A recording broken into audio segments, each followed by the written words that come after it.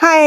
তো চলো আপাতত একটু রেডি হওয়া যাক। ভাবছি আজকে এই শাড়িটা পরবো। আমার অনেকগুলো শাড়ির মধ্যে এই শাড়িটা খুব ফেভারিট। কারণ আমাকে এই শাড়ির কালারটা আমাকে খুব ভালো মানায় সেইজন্য। তো চলো আপাতত আমি শাড়িটা পরে নিই। দেখতে পাচ্ছ আমি একা শাড়ি পরতে গিয়ে কিন্তু খুব হতস্থ হয়ে যাচ্ছি। বাট শাড়িটা আমি একাই পরি। কারণ আমি অনেক ছোট বয়স থেকে একা শাড়ি পরা শিখে গেছি। আর অন্য কেউ পরিয়ে দিলে আমার খুব একটা পছন্দও হয় না। মা মাঝে, মাঝে কুচিটা ধরে দেয়। আর বাদবাকি আমি নিজে, নিজেই করে নিই। আর আমার শাড়ি পরতে খুব একটা অসুবিধাও হয় না। তো চলো শাড়ি তো পরে নিয়েছি, এবার চলো একটু মেকআপ করা যাক।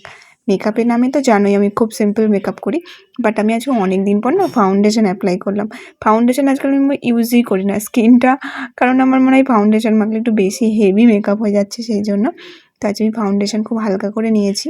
তারপরে আমি আই মেকআপটা করলাম, বাট নিচে আমি কাজলটা খুব গাঢ় করে এবং মোটা করে পরেছিলাম, দিয়ে আইলাইনার দিয়েছিলাম, দিয়ে মনে হলো খুব একটা যাচ্ছে না। তো আমি আইলাইনারটা সাইড থেকে যেটা দিয়েছিলাম সেটা মুছে দিয়েছি। এবার জাস্ট স্মোকি আই করে দিয়েছি আই মেকআপটা। এটা আমাকে খুব ভালো যাচ্ছিল। সাজতে আমার বরাবরই খুব ভালো লাগে। আগে খুব একটা সাজতে জানতাম না, বাট এখন আস্তে আস্তে একটু সাজতেও শিখেছি, মেকআপ করতে শিখেছি, আর সেটা কমফোর্টেবলভাবে ক্যারিও করতে পারি। তো আজকের মতন সাজটা তো কমপ্লিট। তোমাদের কেমন লাগলো জানিও। জানোই তো আমি খুব সিম্পল মেকআপ করি, আর সেটা আমাকে খুব মানিয়েও যায়। হেভি মেকআপ আমাকে খুব একটা মানায় না। তো তোমরা জানিও আমাকে আজকে কেমন লাগলো। দেখা হচ্ছে নেক্সট ব্লগে। তো চলো টাটা।